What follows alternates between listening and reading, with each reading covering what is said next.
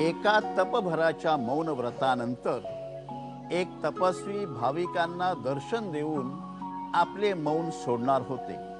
वाचन, चिंतन, मौन या त्रिवेणी संगमातील बोधामृतात गुरुवर्य आज आपल्याला नाऊ घालतील या अपेक्षेने मठाबाहेर एक खास मंडप उभारण्यात आला होता.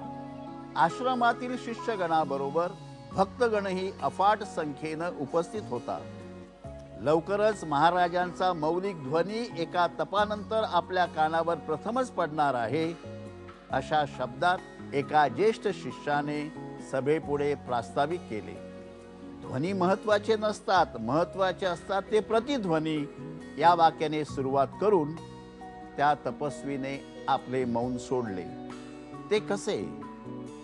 हा बोलका प्रश्न भाविकाच्या डोळ्यातून हळूच बाहेर डोकावून पाहत होता. गांधीजींची झाली हत्या, बंदुकीचे सुटले चाप, ठो ठो ठो हे होते ध्वनी. पण हे राम हे त्यावर उमटलेले महात्माजींच्या प्रार्थनेचे होते प्रतिध्वनी.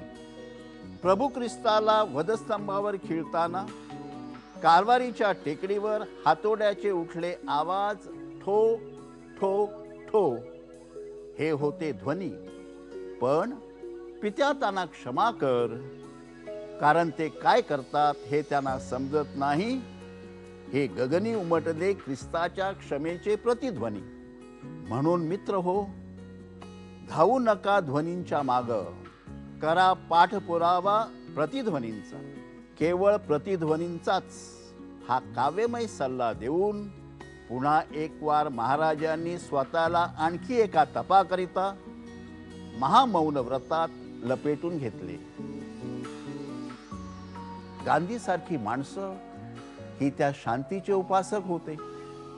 शांतीच्या उपासनेतून त्यांना जे प्राप्त झालं त्यातून उमटले त्यांचे प्रतिध्वनी. बंदुकीचे होते आवाज, प्रार्थनेचा होता त्याला प्रतिध्वनी. म्हणून देवाला स्मरून महात्माजी बोलले, हे राम. येशूचे शत्रू त्याला मारण्याकरता हातोडा हातात घेऊन होते.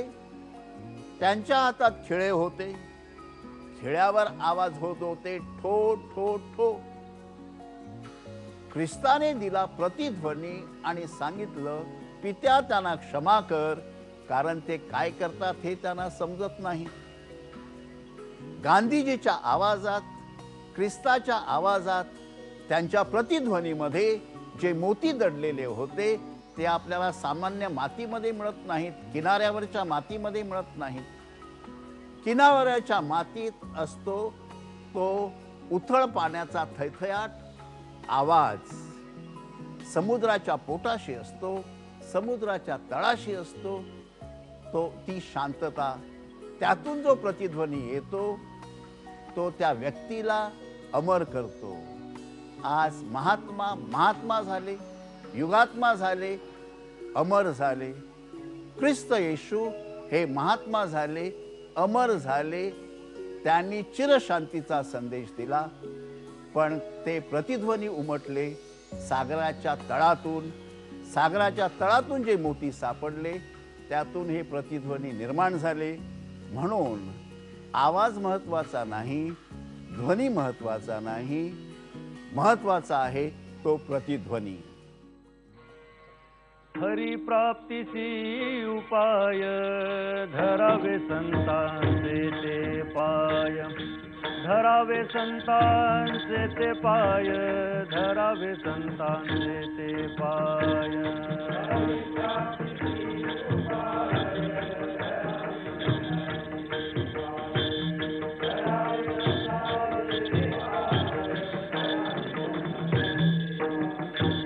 तेणे साधती साधने, तुटती भवाची बंधने.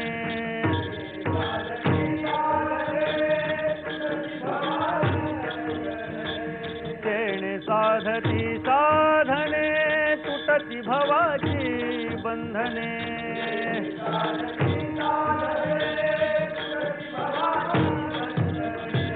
तेणे साधती साधने तुटती भवाची बंधने तुटती भवाची बंधने तुटती भवाची बंधने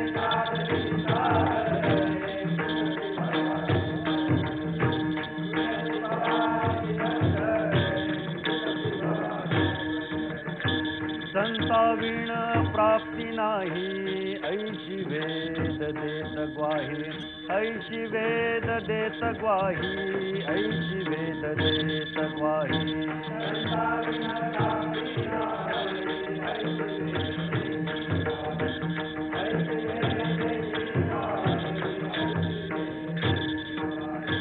तेणे साधती साधने तुटती भवाची बंधने तुटती भवाची बंधने तुटती भवाची बंधने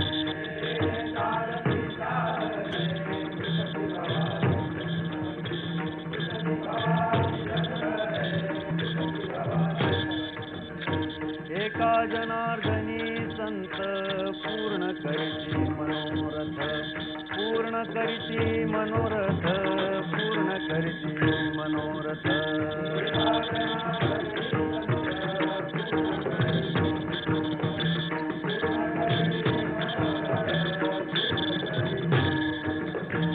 एका जनार्दनी संत पूर्ण करीती मनोरथ पूर्ण करीती मनोरथ पूर्ण करीती मनोरथ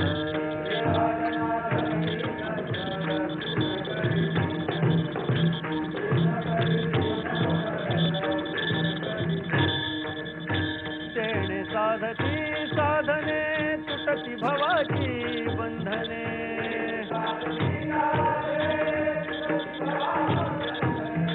तेणे साधती साधने तुटती भवाची बंधने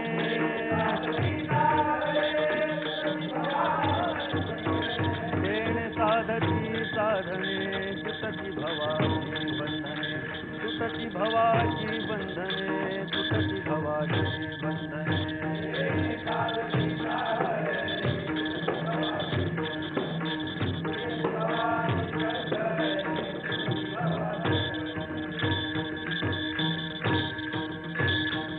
विठोबार कुमाई जय जगोपार कुमार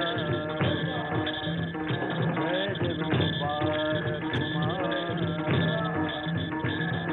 विठोबार कुमाई विठोबार कुमाई विठोबार कुमाई विठोबार कुमाई जय विठोबार कुमाई विठोबार कुमाई विठोबार कुमाई